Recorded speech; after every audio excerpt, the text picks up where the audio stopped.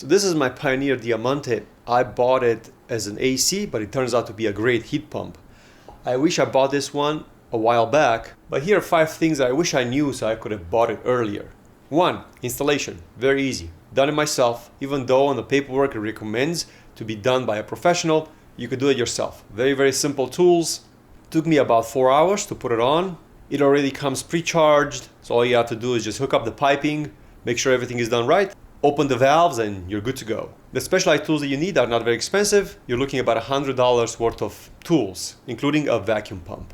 Number 2, it is a great AC during summer, and that's why I bought it.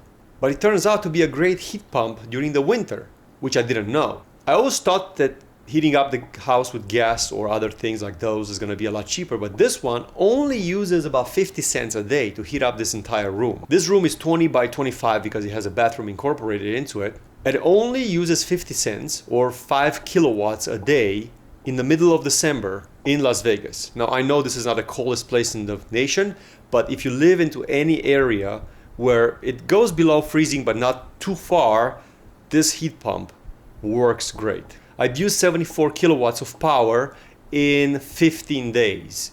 That's 140 a month. At 10 cents a kilowatt, it only costs 50 cents to heat up and cool off this room in the middle of December. The third reason is that it's a lot more efficient than a normal heater that you plug into the wall. I have a little heater that uses 2000 watts an hour, which is 20 cents an hour, and it can barely make a dent in this room if I plug it in. So if you want to supplement one room or one garage or one little area in the house, this is a great option to heat it up or cool it off. Number 4, I was always afraid that I have to run some very, very complicated electrical system to be able to run this thing. This particular unit, up to 14,000 BTUs, can be plugged into a normal outlet in the wall, like I've done in my case. So therefore, all I had to do is just run a long extension cord to the unit, and it only uses about 1,000 watts, maybe 1,200 watts. So therefore, I didn't have to call an electrician and have a very, very complicated electrical system installed. I always assumed that they are like 220, but they are actually 110, up to 14,000 BTUs.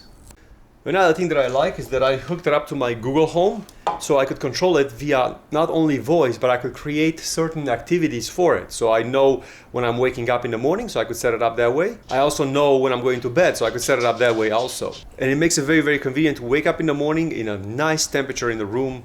In heat pump mode, it pushes about 100, 110 Fahrenheit in the room, and it's set up to 72 right now.